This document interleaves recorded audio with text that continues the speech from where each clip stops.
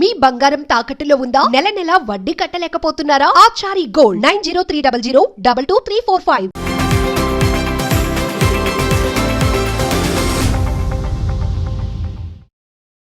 నమస్తే, welcome to magnet TV. నేను ఆదిత్య. ప్రస్తుతానికి తెలంగాణ రాజకీయాల్లో ఒక టాపిక్ చాలా హాట్గా కనిపిస్తుంది. బీఆర్ఎస్ నుంచి హరీష్ రావు బయటకు రాబోతున్నారు. మరి ఆయన కొత్త పార్టీ పెట్టబోతున్నారంటూ పలు అంశాలు అయితే సోషల్ మీడియా వేదికగా బలంగా వినిపిస్తున్నాయి. మరి దీంట్లో ఎంతవరకు వాస్తవం ఉందో, ఎంతవరకు అవాస్తవం ఉందో తెలుసుకునే ప్రయత్నం చేద్దాం. ప్రస్తుతానికి మనతో పాటు ఉన్నారు టాలీవుడ్ ప్రముఖ నిర్మాత చిట్టిబాబు గారు మనతో ఉన్నారు. ఒకసారి సార్తో మాట్లాడి మరి విషయాలు తెలుసుకుందాం. సార్ నమస్కారం. నమస్తే సార్, బీఆర్ఎస్లో ఉన్నటువంటి కేసీఆర్ తర్వాత కేటీఆర్ గారు, హరీష్ రావు గారు, కవిత ముగ్గురు కూడా పార్టీ పగ్గాల కోసం ఒకరిని మించి ఒకరు ప్రయత్నాలు చేస్తున్నారని, అందులో భాగంగానే అవకాశం లేదని హరీష్ రావు బయటకు వచ్చి కొత్త పార్టీ పెట్టబోతున్నారని ఒకటి బలంగా వినిపిస్తుంది. అసలు వాళ్ళు విభేదాలు ఉన్నాయి, వాళ్ళు పెట్టబోతున్నారని వాగుతున్న సన్నాసి గ్రూపు ఎక్కడి నుంచి వస్తుంది? గాంధీ భవన్ నుంచి వస్తుంది. గాంధీ భవన్ కాంగ్రెస్ యొక్క వాళ్ళు పతనం అయిపోయారు. కాంగ్రెస్ మొన్న వరంగల్ మీటింగ్ తోటి అర్థమైపోయింది వాళ్ళకి, ఇక మన పుట్టగతులు ఉండవు, మన ఏదో ఇక 4 ఏళ్ళు ఎట్లాగో నిలుపుకొని ప్రభుత్వాన్ని నిలుపుకొని వెళ్ళటం తప్పితే నెక్స్ట్ తర్వాత ఎలాగో ప్రజలు మన ఇంటికి పంపించేస్తారు తెలుసు. కనుక ఆపోజిషన్ స్ట్రాంగ్గా ఉన్న ప్రజల్లో ఉధృతంగా పైకి లెగుస్తున్న వాళ్ళలో విచ్ఛిన్నం చేసి వాళ్ళని విభజించి ఈ కాంగ్రెస్ ఆంగ్లేయులు అప్పచెప్పి వెళ్ళారు, ఏది విభజించి పాలించు అనేది. అదే స్కీమ్లో వెళ్ళే కాంగ్రెస్ అది. దాని తుచ్చమైన, నీచమైన, నికృష్టమైన ఆలోచనలు కాంగ్రెస్ అలాగే ఉంటాయి. ఇక్కడ ఏం అవసరం? ఆ పార్టీ ఎప్పుడు వస్తుంది? రేపు ఎలక్షన్స్ అయిపోయి అధికారంలోకి వచ్చినాక అప్పుడు కేసీఆర్ గారి వారసుడు నువ్వా నేనా, నువ్వు వస్తా అంతే అని అంటే అప్పుడు రాకపోయినా రాదు. ఎందుకంటే ఆ కుటుంబంలో కేసీఆర్ గారి మాటని శిలాశాసనంగా వహించే కుటుంబం తప్పితే అక్కడేది ఆయన ఎదిరించే బాబత ఎవరు కాదు. కానీ వీళ్ళు పుట్టిస్తూ ఉంటారు. ఒకవేళ పుట్టించాలన్నా కూడా ఆ సందర్భాన్ని బట్టి ప్రజలు నమ్మే అవకాశం ఉంటుంది. ఇప్పుడు ఏం అవసరం? ఇప్పుడు అధికారంలోకి రావాలి, పోయిన అధికారాన్ని రాబట్టుకోవాలి, అదే తాపత్రయం. ఆ తాపత్రయంలో ఆ కుటుంబం కాదు అది. హరీష్ రావు కుటుంబం వల్ల మాస్ లీడర్ అవ్వాలా, కవిత కేసీఆర్ కూతురు అనేంత మాత్రాన ప్రజలు అమ్మాయి జాగృతి అని పెట్టి మొత్తం తెలంగాణ మహిళ పర్ఫెక్ట్ మహిళలాగా మొత్తం తెలంగాణ సంస్కృతి సాంప్రదాయాల బతుకమ్మ అని అవన్నీ తీసుకొచ్చి మనకి కవితకు ముందు బతుకమ్మను కూడా ఇంత ఉధృతమైన ప్రచారం ఉండిందా? లేదు కదా. మామూలుగా ఇది చేస్తూ ఉంటారు. ఇప్పుడు తన జాగృతిని బట్టి బతుకమ్మని మన తెలంగాణ సంస్కృతిని ఘనంగా చాటి చెప్పి పైకి లేపింది. సో అమ్మాయి ప్రజల్లో ఉన్న అలా కేటీఆర్ పీరియడ్లో టెక్నాలజీ పరంగా తెలంగాణ ఎంత ఎత్తుకెదిగింది.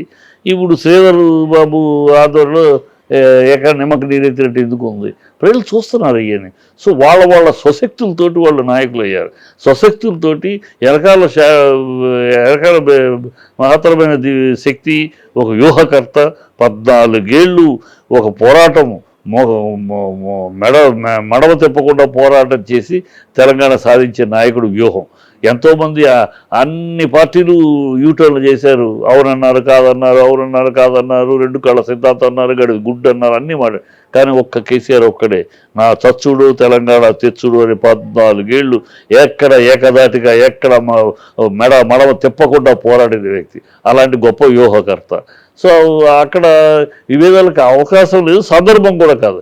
ఈ కాంగ్రెస్ వాళ్ళు ప్రజల నుంచి ఏదో డైవర్షన్ చేయడానికి ప్రజలు వీళ్ళ సొంత పార్టీ పెట్టబోతున్నారనేది ఒక అంశం అయితే, అసలు రానున్న రోజుల్లో బీజేపీ ఇక్కడ ఫామ్లోకి రావడం కోసం హరీష్ రావును వాడుకోబోతున్నారు, హరీష్ రావును బీజేపీలో కలుపుకోబోతున్నారు.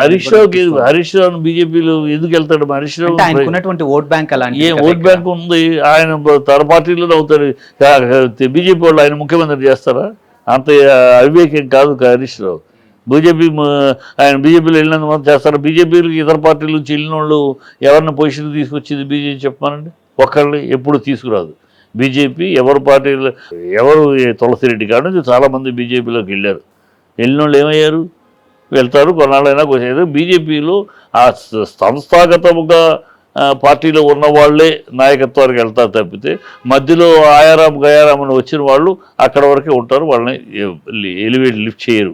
అది ఎక్కడో రేర్గా ఒక అస్సాంలో జరిగినట్టు ఇంకో చోట జరిగినట్టు తప్పితే నార్మల్గా కింద నుంచి రావాలి వాళ్ళ సిద్ధాంతం, వాళ్ళ విధానం అది. బీజేపీ కింద నుంచి ఆర్ఎస్ బ్యాక్గ్రౌండ్ ఏంటి, వీళ్ళు పోరాటాలు ఎలా ఉన్నారు, ప్రజల్లో ఏమిటి, ఇవన్నీ వీటి మీద వస్తుంది తప్పితే సడన్గా మన పార్టీలోకి వచ్చేసారు ఆయారం గారం ఇతరం అలా ఉండదు. అలా అయితే రేవంత్ రెడ్డి బీజేపీలో చేరేవాడు కదా, ఎలక్షన్ ముందు ప్రయత్నించారు కదా.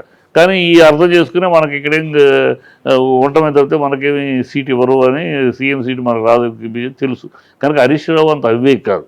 కేసీఆర్ తర్వాత కేటీఆర్ ముఖ్యమంత్రి అనుకో, హరీష్ రావుకి ఏం అభ్యంతరం, హ్యాపీగా డిప్యూటీ సీఎంగా ఉంటాడు. ఇద్దరు కలిపి తనకేమైనా స్థాయి తగ్గుద్దా? హరీష్ రావుకి ఏమైనా పార్టీలో స్థాయి తగ్గుద్దా, ప్రజల్లో స్థాయి తగ్గుద్దా? ఎవరు సీఎం అనేది పదవి పేరు తప్పితే ఉండే హోదా హంగామా అన్నీ ఉంటాయి.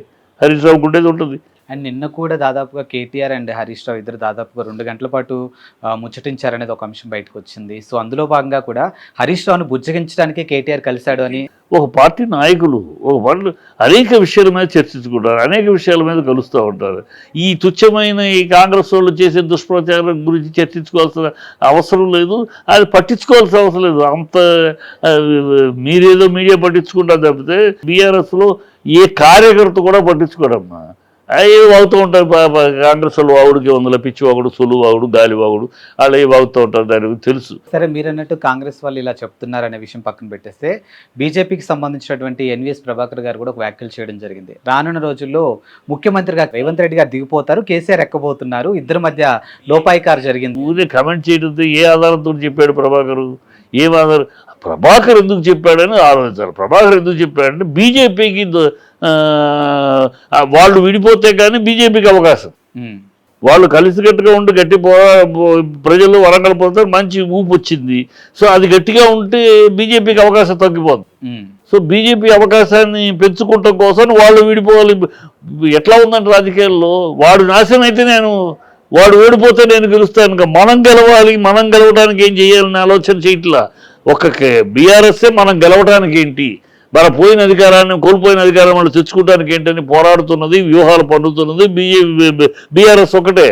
మిగతా పార్టీలోని కూడా వాళ్ళు ఓడిపోతే మనం గెలుస్తాం, వాళ్ళు ఎలా ఓడాలి, ఇదే తప్పితే మనం గెలవడానికి ఏంటి మార్గాలు, మనం గెలవడానికి ప్రజల మన్ననలు ఎలా పొందాలి, ప్రజల్లోకి మనం ఎలా గెలుపుగురంగా వెళ్ళాలని ఆలోచన లేదు. అలాంటి భాగాల్లో ఎన్ని మాటలు అవన్నీ ప్రభాకర్ ఏమీ అంత క్షుణ్ణంగా చెప్పినా తెలిసిన ప్రభాకర్ పార్టీ కోసం మాట్లాడాడు. పార్టీ కోసం ఎవరిని వాళ్ళ పార్టీని నిలబెట్టుకోవడం కోసం అది కూలిపోతుంది, ఆ కూలిపోయే ఓళ్ళలో ఎక్కద్దు, మేమున్నాం, కాంగ్రెస్ వద్దనుకున్న మా దగ్గర రండి, కార్యకర్తలు మీరు మా దగ్గర రండి, ఆ కూలిపోయే దాంట్లోకి వెళ్ళొద్దు అని ఎక్కడ ప్రజానీకం అటు వెళ్లకుండా చేయడం కోసం ఒక మాట అంతే. Thank you sir.